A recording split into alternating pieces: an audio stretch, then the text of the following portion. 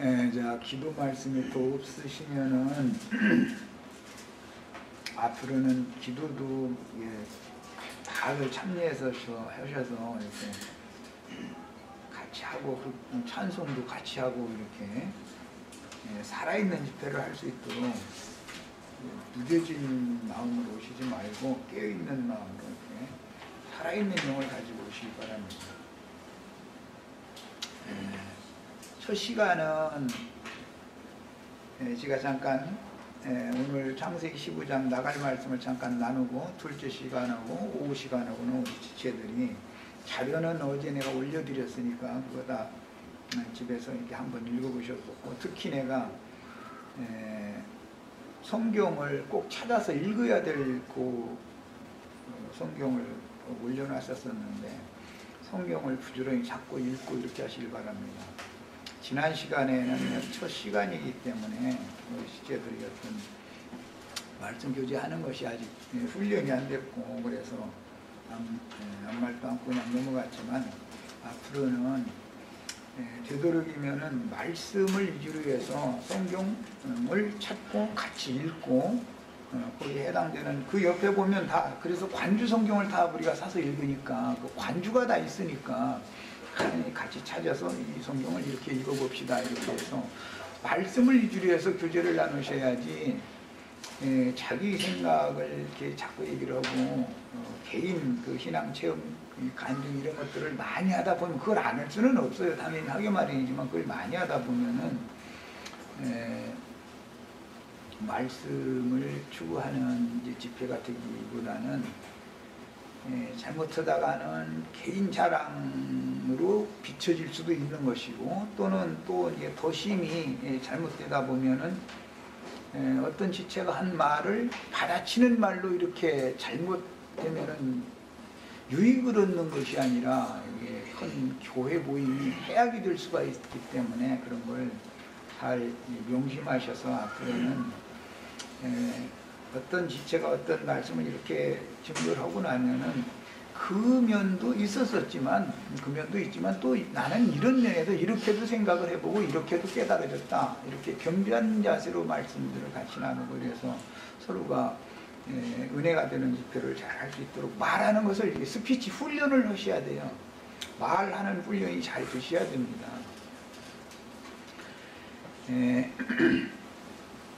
오늘 또 15장 1절에서 7절까지만 읽겠습니다.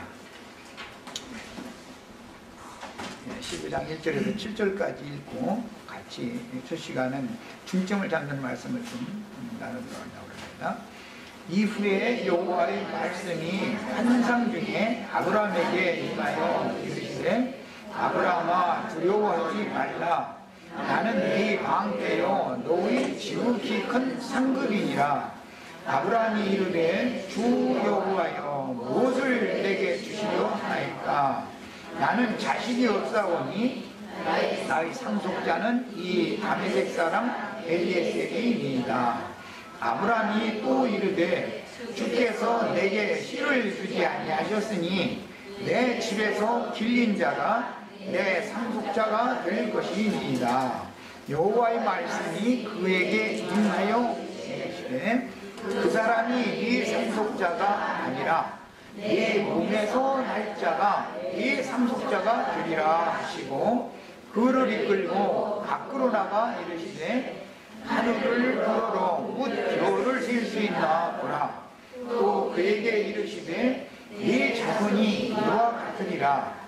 아브라함이 여호와를 믿으니 여호와께서 이를 그의 의로 여기시고, 또 그에게 이르시되 나는 이 땅을 네게 주어 소유를 삼게 하려고 너를 갈대아의 우르에서 이끌어낸 여호와니라. 아멘. 지난 시간에 중심되는 단어들을 다 나눌 수가 없어서 여기까지 말씀을 나눴었고, 오늘 좀 중점으로 찾아보자 하는 말씀들은 3절에 나오는 내게 시를 주지 아니하셨으니 거기 이제 시에다가 이렇게 동그라미를 같이 각자 자기 성경책에다 이렇게 해놓습니다. 그 다음에 내 집에서 길진 자가 내 상속자가 될 것이니이다. 지난번 번역에서는 후사라고 번역을 했는데 후사, 상속자 같은 뜻이기 때문에 번역을 이렇게 이번에는 상속자라고 번역을 했습니다. 그 다음에 7절 보면은 아브라함이 여호와를 6절이었죠. 아브라함이 여호와를 믿으니 여호와께서 이를 그의 의로 여기시고, 그래서 믿으니 그 다음에 이를 즉 믿은 것을 그의 의로 여기셨다. 신약에서는 칭의모 이런 표현을 많이 하죠. 로마서나 갈라디아서에 나오는 말이에요. 그 다음에 또 그에게 이르시되 나는 이 땅을 네게 주어 소유를 삼게 하려고 그랬는데 지난번 번역에서는 기업을 업이 되게 하겠다 이렇게 해서 기업을 삼게 한다. 성경의 구속사의 그 중점이라고 한다면은 시와 상속자, 그 다음에 상속받을 기업, 이 세 가지가 구속사에서는 아주 핵심 주제다라고 말할 수 있었는데 창세기 15장에서 그런 용어들이 지금 다 기록이 되어서 이 세 가지 항목이 다 제시가 되고 있어요. 구속사는 대가 끊어지게 되어진 어떤 가문의 대를 이어주는 것이 구속사의 중심입니다. 그러려면 대를 이어주려면 당연히 씨가 이어져야 되고 밭이 예비가 되어져 있어야 되는 것이죠. 그래서 오늘 말씀에 보면 이제 씨 이야기가 나왔고 상속자 이야기가 나왔어요. 그랬는데 뭘 상속해 주느냐면은 아브라함에게 약속하신 그 땅을 내 몸에서 날짜 그 씨에게 기업으로 물려주겠다. 내용이 이제 그런 내용이죠. 세상에서도 아버지가 만약에 앞에 돌아가시면은 어머니가 생존해 계시는 동안은 그 기업을 자식이 받을 수 없지만 어머니마저 돌아가시면은 이제 자식의 것이 되는 것이죠. 그 아버지의 전토라든지 집이라든지 모든 것들이. 그런데 그건 외적인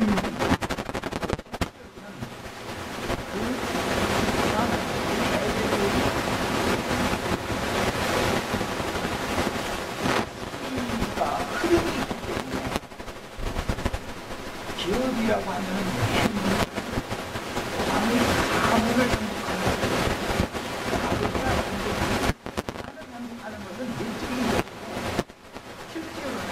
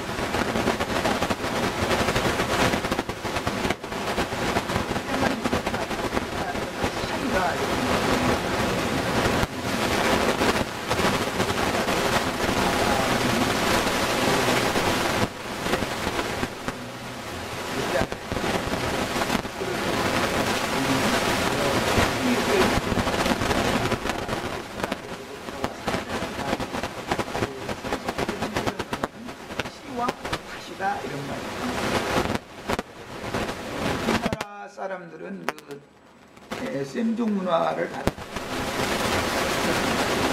손녀가 손주에 차서 국례를 받을 수 있습니다. 한강에 가문을 먼저 노래를 해가면서 그 굉장히 눈치가 이렇게 내려가서 한박한반에서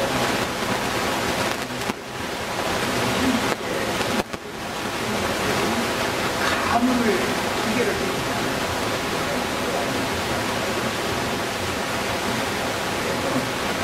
성경이라는 것은 뼈가 살리고 시와 다시라고 하는 것을 굉장히 중요하게 갖고 있고, 그 문제는 후속에 관련이 있기 때문에 시가 밖에 시를 심으면 공자가 후속에 공성, 집안이 흥왕하는 것을 상징하는 것이잖아요. 세상의 명사에서도 대하는 것은 이제 상징. 그래서 구속사에서 다루는 것은 시와 밭을 당연히 다루게 마련이고, 그 시와 그 밭이 잘 만나서 이제 하나님이 정해준 대로 만나야 되는 거예요. 잘못 만나면 서로 이제 악연이 되어지는 상태로 만나면 실수가 없으니까 양가. 혼인이라고 하는 것은 시를 섞는 문제이기 때문에 그래가지고 참 강한 혼인을 잘못하는 혼을 잘못 만나는 양가가 강해지는 문제입니다. 이만큼 성경에서는 이제 혼인이라는 것을 중요하게 여기는데, 그것은 천국 봉사에 상징하는 것이기 때문에 그러는 거예요. 주님께서도 사람을 만날 때 좋은 밭인 제자들을 만난 것과 가룟유다와 같은 배도자를 또 거기서 만난 것과, 배도자가 거기 있다는 것은 굉장한 불행이거든요. 배도자 자신도 그렇지만 예수님 자신에게도 불행한 일이잖아요. 이제 이런 것을 잘 생각해 보시면은 성경이 다루는 구속사를 이해하시는 데 도움을 받을 수 있습니다. 그런데 상속자라고 하는 것은 구약 성경에는 장자권이라는 것이 있어서, 장자는 다른 형제들보다 갑절을 먼저 받게 돼 있는 것이, 배로 받는 것이 셈족의 문화였어요. 우리나라도 그래서 셈족 문화를 받아들이는 민족이었기 때문에 장손이라는 걸 굉장히 중요하게 여기죠. 어느 가문에 가면은 장손 집안의 그 만명이 그 사람은 아주 그 가문을 대표하는 존재라는 거예요. 장손 집안의 만명은 그냥 함부로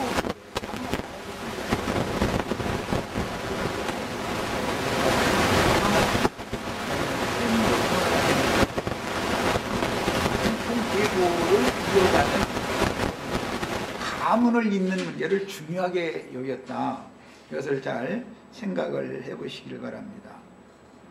그 다음에 이제 어느 가문에 장손은 아무리 후손이 많아도 장손은 한 사람밖에 없는 것이고, 장손 며느리라는 건 한 사람밖에 없는 것이잖아요. 또 그 며느리가 많은 자여손을 낳았어도 또 장손은 한 사람밖에 없는 것이고, 손주 며느리도 한 사람밖에 없는 거예요. 이렇게 중요하게 다뤄지는 거예요. 이것이 이제 구속사입니다. 그래서 성경 앞으로 이제 나가는 이야기 보면 아브라함의 아들 이제 이삭을 이렇게 중매해서 혼인시키는 이야기로 이제 이어지게 돼요. 이게 이제 구속사를 다루느라고 이제 그걸 다루고 있는 거예요. 자, 그러면 이제 장손들이 있고 지체 자손들이다 그래서 많은 후손이 있지만 다 장손은 아니고, 다른 지체 자손들은 상속권을 받지만 장손만큼 받지는 못하는 것이 성경 이야기다 말이죠. 이제 이것은 거룩한 성에 들어갈 권세를 얻은 자들, 단번에 구원을 이루어서 신부가 될 자들, 이 이제 씨가 있으면 밭이 있으니까 이제 두 사역자들과 신부 될 자들을 이렇게 양면을 다루지만, 그런데 그 안에 들어가지 여기에 속하지 못한 많은 믿는 이들도 또 있게 마련이니까 이건 지체 자손들인 거예요. 이런 사람들은 어떻게 될 거냐, 이제 이런 것이 굉장히 비밀이죠. 구속사에서는. 이번에 마침 이제 우리는 이런 문제를 너무 구속사를 너무 모르는, 아주 모르는 건 아니겠지만은 부분적으로 아닌 것에 너무 붙잡혀 있다 보니까 이제 생각을 엉뚱하게 했기 때문에 이제 이런저런 사단이 난 건데, 성 안에 들어간 자가 아니면 다 뭐 영영 불못이다 그러다가 요즘에 조금 이제 생각이 좀 바뀐 것 같기는 해요. 그런데 참 바뀌어야죠. 그러니까 이제 이런 것은 왜 그러느냐, 구속사를, 성경 이야기를 너무 모르기 때문에 단면적으로 어떤 한 면만을 보고 그거 깨달은 것에 붙잡혀져 버리기 때문에 그래서 그러는 거다. 이런 것을 우리는 이제 깨달을 수 있어요. 반드시 중매자 또는 하나님이 종이라고 그러고 하나님의 말씀과 저희 가진 증거를 인하여 목배임을 받은 자들 또는 짐승에게 굴복하지 않고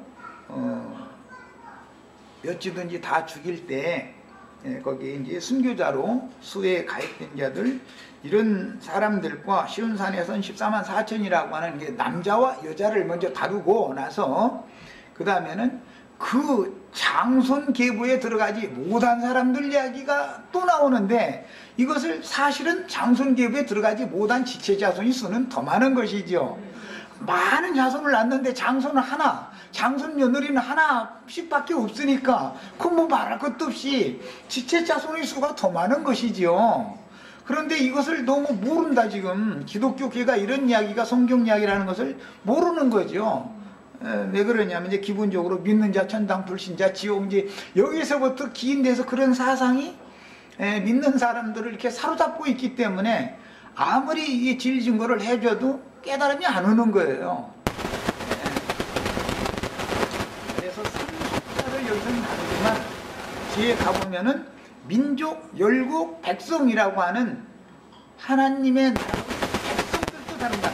백성들 중에 왕족도 나오고 제사장도 있는 것이고, 백성들 중에 왕궁에 들어간 왕후도 백성들 중에서 나오는 것이고,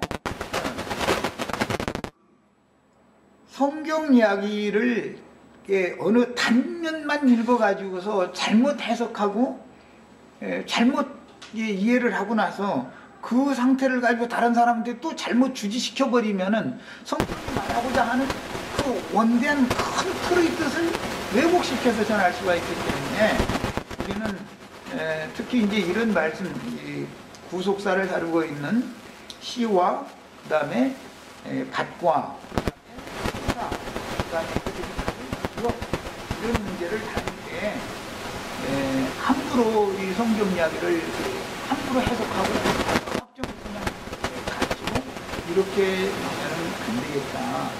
이런 것을 잘 생각해 보시기 바랍니다.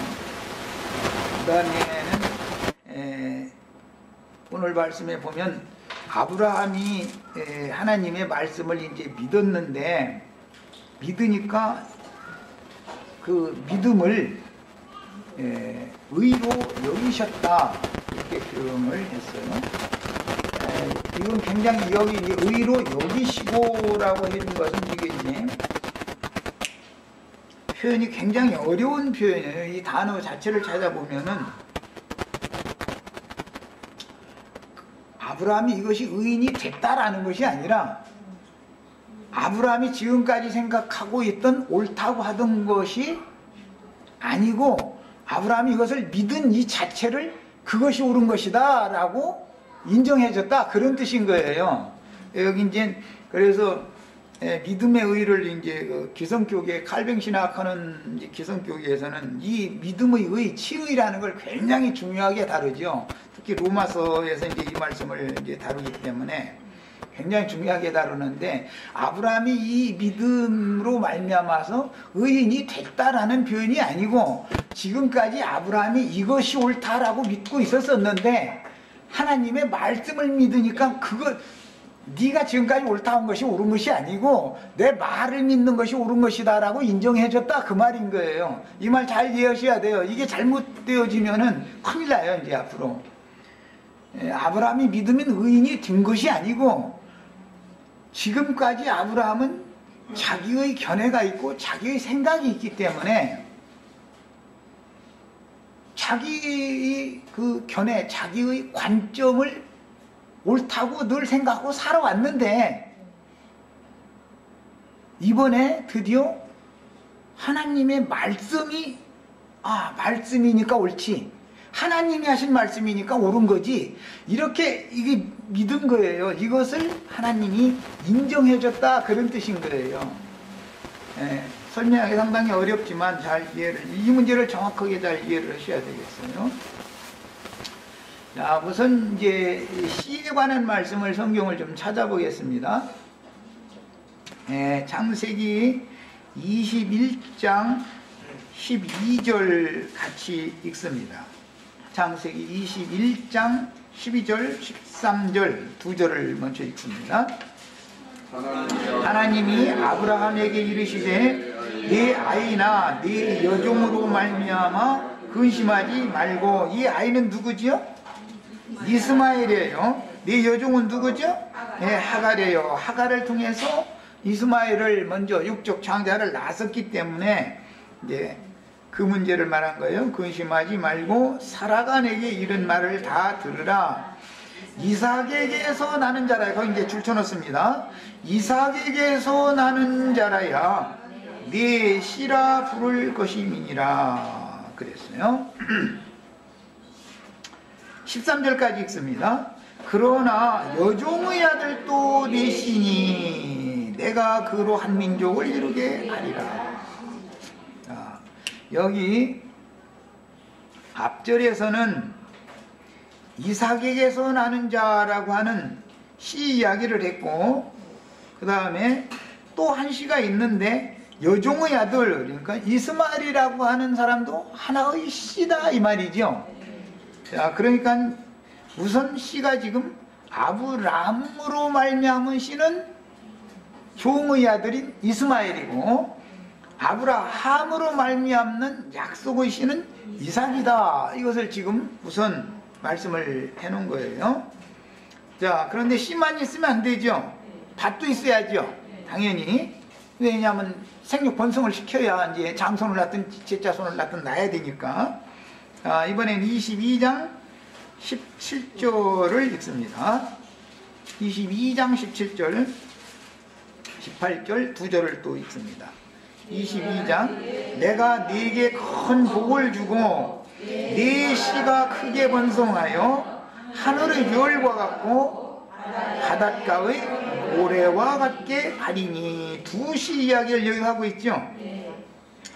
네 씨가 대적의 성문을 차지하리라 했는데, 이 말씀은 마태복음에서 마태복음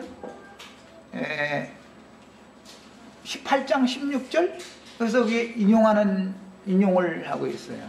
음부의 권세가 이기지 못하리라 이렇게 표현을 했죠.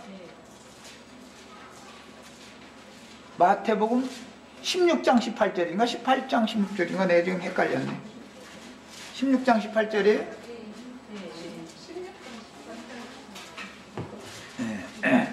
예수님이 당신 자신의 교회를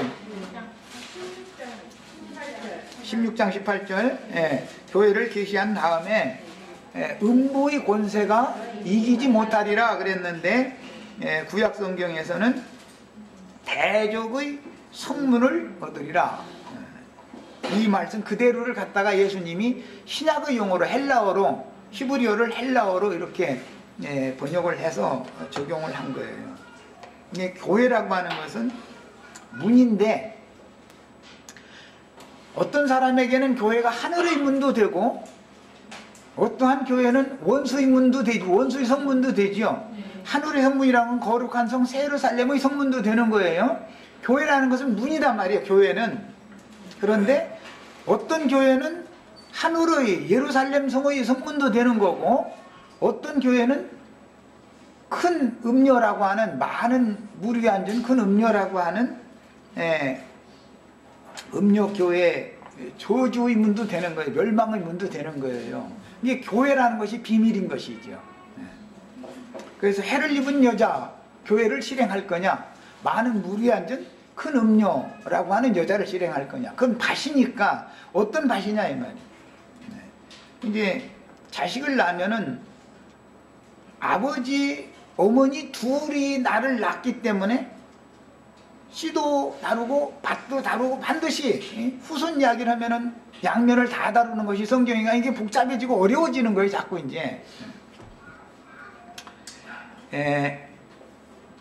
이해를 돕기 위해서 하나님의 인정하시는 의라고 하는 것에 대한 이해를 돕기 위해서 창세기 18장 19절을 먼저 읽겠습니다. 창세기 18장 19절.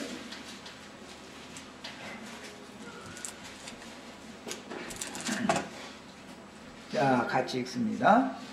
내가 그로 그 자손과 권속에게 명하여 여호와의 도를 지켜 의와 공도를 행하게 하려고 그를 택하였나니. 한 사람 아브라함을 택했고 그 후손이 천하 만민 중에 택함받은 백성이 되지요. 자, 그런데 맨 먼저 택하실 때 아브라함을 택하신 하나님의 뜻이 여기 기록이 됐어요. 내가 그로, 이것은 아브라함으로 그 자식과 권속에게 명하여 여호와의 도를 지켜 그랬는데, 이건 히브리서에서는 믿음의 도라고 그랬죠. 로마서에서도 믿음의 도라고 나와 있죠. 믿음의 도, 히브리서에서도 믿음의 도라고 그랬어요. 하나님 아버지께로 가는 길이라는 것은 믿음밖에 없다, 이제 이 말이에요. 도라는 건 길인데 방법이다라는 뜻도 되고, 그런데 예수님이 오셔서 내가 도다, 내가 길이다 이랬잖아요. 내가 바로 길이다. 그러니까 나로 말미암지 않고는 아버지께로 올 자가 아무도 없다. 이 여호와의 도라는 거는 사실은 믿음의 도를 이게 여기서 이제 상징적으로 한 말인데, 그게 뭐냐 해석을 하자면 의와 공도를 행하게 하는 것이 목적이다. 그러니까 믿는 것으로 사람들은 그냥 믿음을 지나치게 강조하고, 그 다음에 의와 공도를 행하는 것을 소홀히 여기는 그런 가르침에 많이 익숙해져 있죠. 특히 칼뱅 신학에 이게 심취된 사람들을 보면은, 만나보면은 믿음은 굉장히 강조를 해요. 오직 믿음 뭐 이래가면서 강조를 참 많이 하는데, 실제로는 아브라함에게 모든 약속을 하실 때 아브라함을 택하신 하나님의 목적은 여호와의 도를 지켜서 의와 공도를 행하게 하는 데 있는 거예요. 믿음으로 살게 하는 데 목적이 있는 것이지, 마음으로는 난 믿습니다, 믿었습니다 이렇게 끝내라는 것이 아니죠. 믿음을 주시는 목적은 궁극적으로는 믿음으로 살게 하려는 것이죠. 나의 의는 믿음으로 말미암아 살리라인 것이지, 나의 의는 믿는 자니라가 아니죠. 이런 것을 잘 아셔야 돼요. 성경 해석을 지금 개성교계가 너무 왜곡되어 하고 있단 말이에요. 한쪽만을 자꾸 강조하다 보니까 완성에 나가지 못하는 거죠. 완전한 도에 나가지 못하는 경향이 있어요.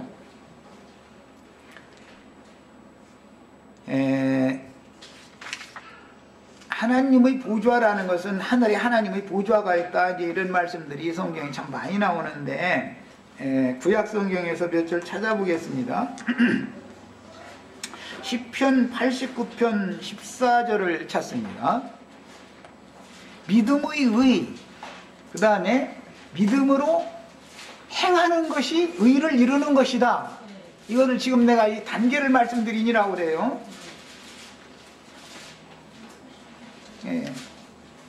믿음은 지나치게 강조하면서 행함에 대한 얘기가 나오면은 아주 그냥 거부하는 사람들이, 장로교단 사람들이 특히 그렇죠. 그건 큰일 나는 거죠. 천연적인 옛사람 아브라함이 지금까지 옳다고 생각하던 것을 행하라는 것이 아니라, 말씀이 믿어졌으면 그 말씀대로 행하라, 이제 그 말인데, 뭐 기성 쪽에도 다 우리는 다 말씀대로 한다고 하니까 뭐 사실은 또 할 말은 없지만은, 말씀대로 한다고 말은 그러지만 실제는 말씀대로 살지는 않잖아요. 교회 생활 실행하는 자체가 그렇게 하는 게 아니니까. 시편 89편 14절 찾아 읽습니다.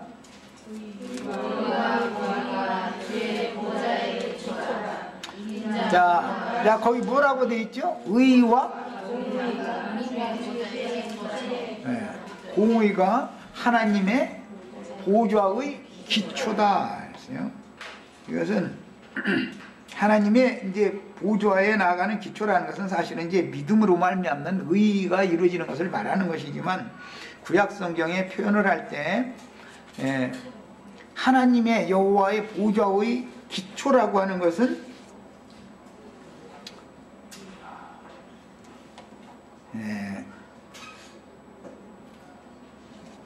의와 89편 14절이었죠. 나도 찾아야 되는데 안 찾았네. 의와 공의가 주의 보좌의 기초다. 하나님의 보좌, 영광 보좌, 그리스도의 보좌, 이런 말을 참 많이 하고, 그 보좌 앞에 우리가 다 함께 서서 주님을 세세토록 찬양한다. 이제 계시록에 가면 보좌 앞에선 많은 이기는 자들과 천천만만의 천사들이 보좌에 계신 어린 양께 찬양을 하는 얘기를 참 많이 하는데, 그러면 그 어린 양의 보좌의 기초를 알아야 된다. 기초. 뭐든지 기초가 중요하죠. 수학을 하려면 셈하는 1, 2, 3, 4, 1에다가 1을 더하면 2가 되고, 뭐 1에다가 5를 곱하면 5가 되고, 이런 기초 셈하는 법을 알아야 되잖아요. 그래야 나머지 이제 고등 수학을 공부를 할 수가 있잖아요. 신앙도 기초가 안 돼 있으면 다 무너져 버리는 거예요. 뭐든지 기초가 중요해요. 여호와의 보좌의 기초는 의와 공도다. 이래요. 그 다음에 97편 2절도 한 절 더 읽겠습니다.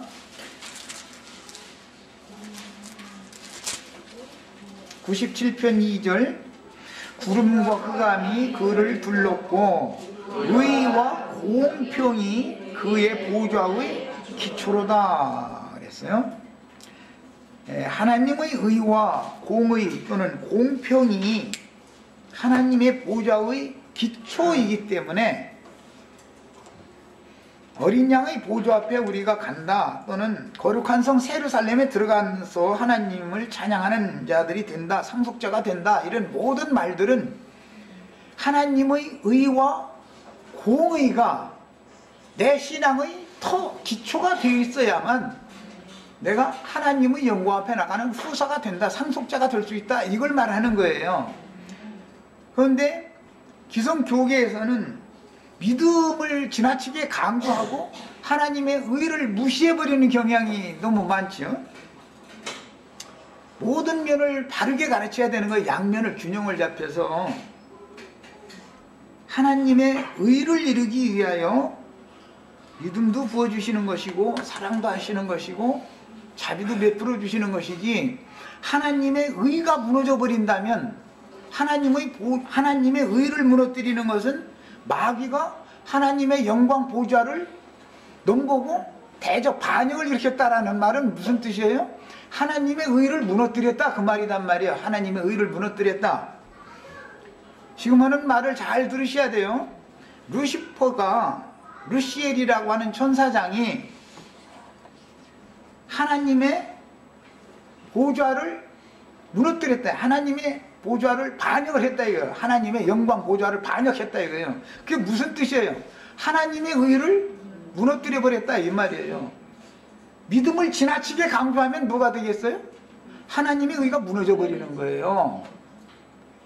양면이 필요하다. 양면. 사실은 믿음보다는 하나님의 의가 더 중요한 것이죠. 하나님의 의를 세우기 위해서 믿음을 주신 거예요. 아브라함이 오늘 하나님의 말씀을 믿었더니 이 일을 의로 여기셨다. 그 말은 지금까지 아브라함이 살아온 것은 자기 옳은 주장이 다 있는 거예요. 사람마다 자기 옳은 것이 다 있는 거예요. 자기 생각이 옳다고 다 생각하기 때문에, 그렇게 믿기 때문에 자기 옳은 대로 행하는 거예요. 다 그런 경우를 제 길로 갔다 그래요. 이렇게 계속 가게 놔둔다면 구속이 필요한 것이죠. 이제 구속받으면 자기의 의를 버려버리고 하나님의 말씀만이 옳다, 하나님이 계시로 주신 말씀이 옳은 것이지 내 생각이나 내 주장이, 내 견해가 옳은 것이 아니다라고 된 사람 보고 이제 의롭다 하심을 받은 사람이다라고 그러고, 그 의롭다 하심을 받았으면 믿음을 따라 살아야죠. 이제 하나님의 의를 위해서 사는 사람이 돼야죠. 자기 옳은 걸 가지고서 주장해가면서 살면 그것은 하나님을 대적하는 사람이 된다 이 말이에요. 믿음의 털을 닦으실 때는 지금 오늘 나누는 이런 성경의 기초 지식이 잘 닦여져 있으셔야 돼요. 그 다음에 시편 103편 19절을 한 절 더 읽겠습니다.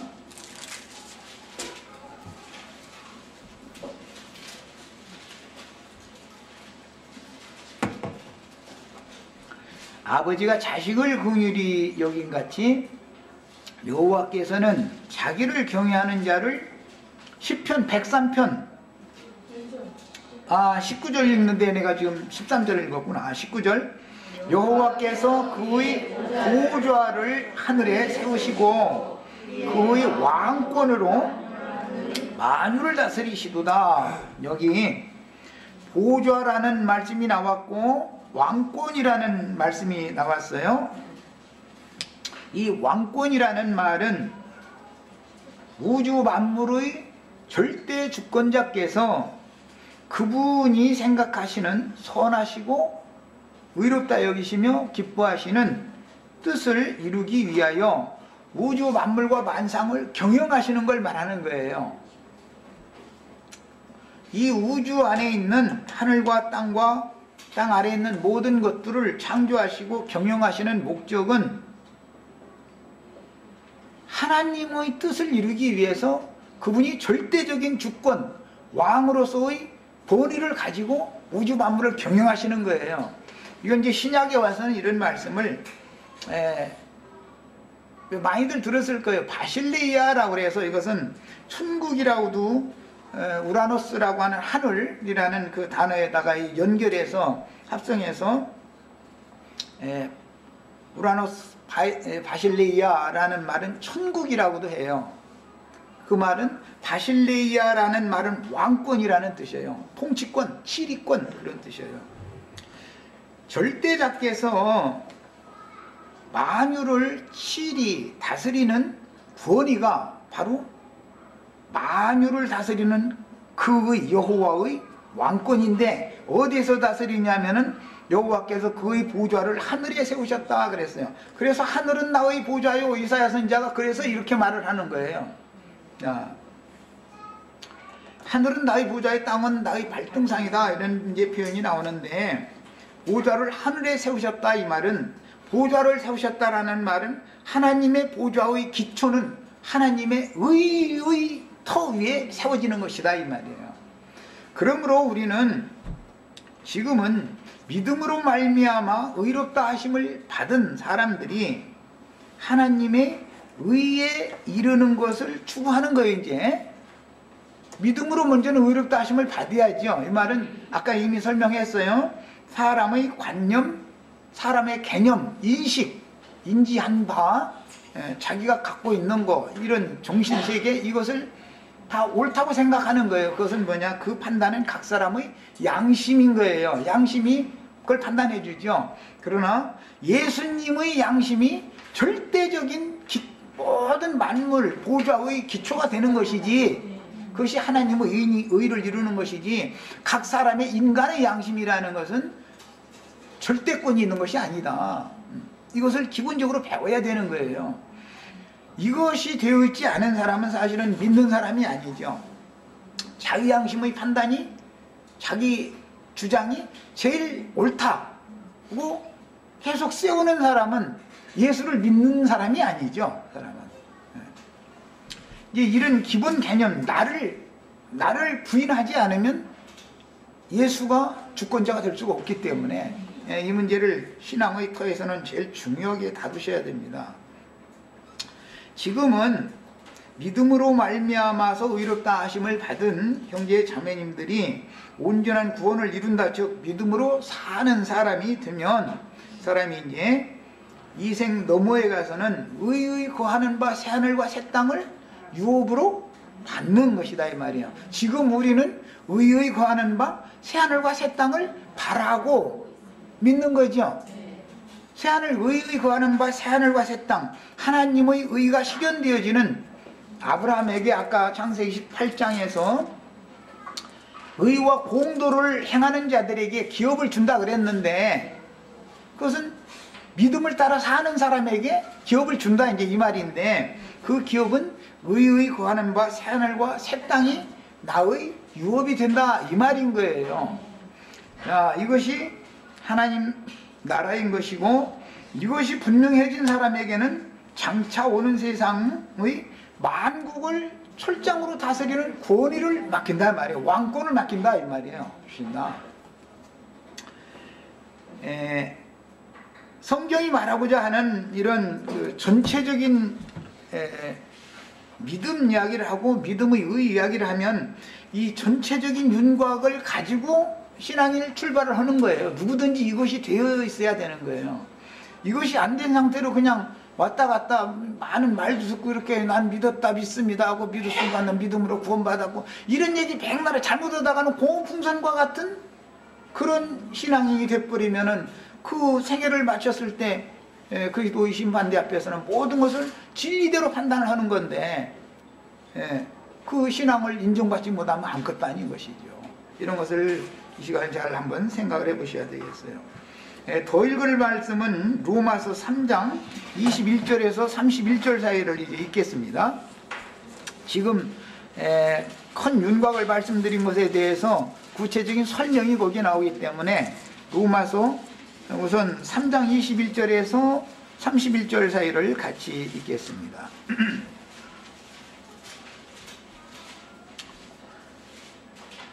이제는 율법 외에 하나님의 한 의가 나타났으니 그랬어요. 유대인들은 원래 아담 때는 본성시대다 그래서 마음에 새긴 율법을 다 가지고 있었었죠. 마음에 새긴 율법이라는 것은 선악을 알게 하는 나무 열매인 것이죠. 자연인들에게 선악을 아는 지식을 넣어주면은 자기 양심의 판단을 따라서 이미 마음에 새긴 율법이 주어지는 것이죠. 그래서 선악과를 먼저 먹게 하시는 거예요. 이게 하나님은 뭐 미련해서 그걸 먼저 먹게 한 게 아니고, 그런데 그 본성의 법에 따라서 살던 시대가 지나고 노아의 때에 가면은